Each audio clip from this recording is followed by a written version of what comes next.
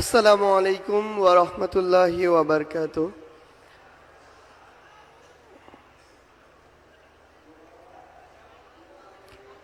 ২৪-এর অভ্যুত্থান পরবর্তী আজকে এমন একটি সমাবেশে উপস্থিত হয়েছি,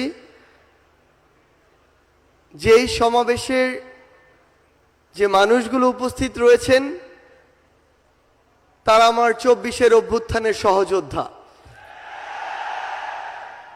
আমরা এই ২৪-এর অভ্যুত্থানের শুরু থেকেই, যখন এমন অনেকেই রয়েছে, অনেক ব্যক্তি, অনেক গোষ্ঠী, যাদের সাথে আমরা বিভিন্ন প্রয়োজনে যোগাযোগ করতে চেয়েও বা করেও যোগাযোগ করে উঠতে পারিনি, কিন্তু আজকে আমার সামনে আমার যারা সহযোদ্ধারা রয়েছেন তাদেরকে আমরা প্রত্যক্ষ এবং পরোক্ষভাবে পেয়েছি।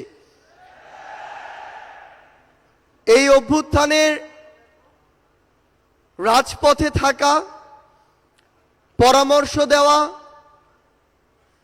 গুরুত্বপূর্ণ পদক্ষেপে সহযোদ্ধার মতো ভূমিকায় থাকার কাজগুলো করেছিল বাংলাদেশ ইসলামী ছাত্র শিবির।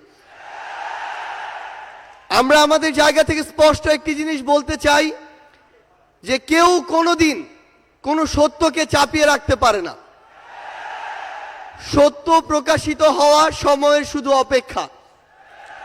এই ফ্যাসিস্ট বিরোধী যে এক বিপ্লব, এই বিপ্লবে আমার সামনে উপস্থিত থাকা আমার সহযোদ্ধাদের বিপ্লবী সালাম। বিগত ১৬ বছরে খুনি শেখ হাসিনা যাকেই তার পটেনশিয়াল থ্রেট মনে করেছিল, তাকেই যেভাবে পেরেছে নানা উপাধি দিয়ে, নানা তকমা দিয়ে, ব্লেম গেম খেলা যেটি ছিল সেই খেলায় মেতে উঠেছিল। আমরা দেখেছি অনেক নিরপরাধ মানুষকে, অনেক নিরপরাধ আলেম ওলামাকে কিভাবে শুধুমাত্র তার পটেনশিয়াল থ্রেট মনে করার কারণে জেলখানা থেকে শুরু করে হামলা, মামলা, নির্যাতনের মাধ্যমে হত্যা করেছে। আমরা আমাদের জায়গা থেকে মনে করি যে বাংলাদেশ ইসলামী ছাত্র শিবির সহ বাংলাদেশের এমন অনেক গুরুত্বপূর্ণ ব্যক্তি ছিল, সংগঠন ছিল, যাদেরকে এই খুনি শেখ হাসিনা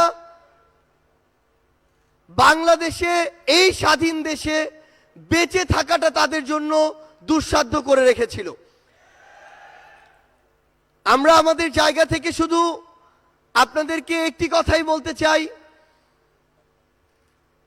খুনি শেখ হাসিনা যেভাবে আপনাদেরকে সহ অনেককেই রিপ্রেজেন্ট করার চেষ্টা করেছিল, বাংলাদেশের বর্তমান প্রজন্ম সেটিকে কিন্তু বিশ্বাস করে না।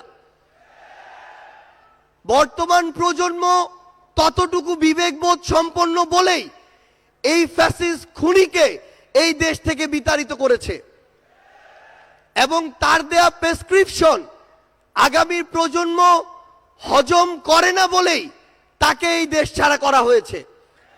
আমরা বিশ্বাস করি আপনারা আপনাদের কাজের মধ্য দিয়ে পুরো বাংলাদেশের মানুষের কাছে আপনাদের গ্রহণযোগ্যতা সর্বোচ্চ পর্যায়ে নিয়ে যাবেন, এবং আমাদের সব কিছুর আগে, ব্যক্তির আগে, গোষ্ঠীর আগে, দলের আগে পুরো দেশের মানুষ এবং দেশের এই প্রায়োরিটিটি যেন আমাদের মাঝে থাকে।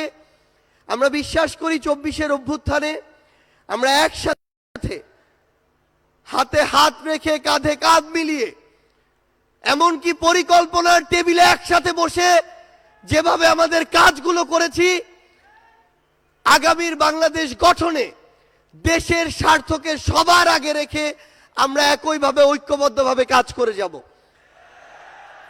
আমরা বিশ্বাস করি আমাদের চিন্তা ভাবনা যতদিন সৎ থাকবে, আমাদের কাজ যতদিন দেশ ও দেশের মানুষের জন্য থাকবে, ততদিন খুনি হাসিনার মতো যারাই আমাদের প্রতিবন্ধকতা হিসেবে সামনে আসুক না কেন, আমরা ঐক্যবদ্ধভাবে তাদেরকে প্রতিহত করতে পারব। আজকে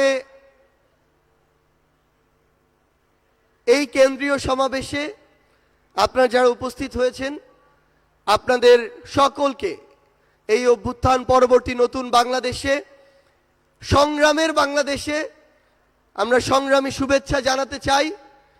আপনাদের সাথে আমাদের আবারও দেখা হবে, যতক্ষণ আমাদের পথ সত্যের, যতক্ষণ আমাদের চিন্তা ভাবনা মানসিকতা ন্যায়ের, ততক্ষণ আপনাদের সাথে আমাদের আবারও দেখা হবে, হয় সংগ্রামের রাজপথে অথবা বিজয়।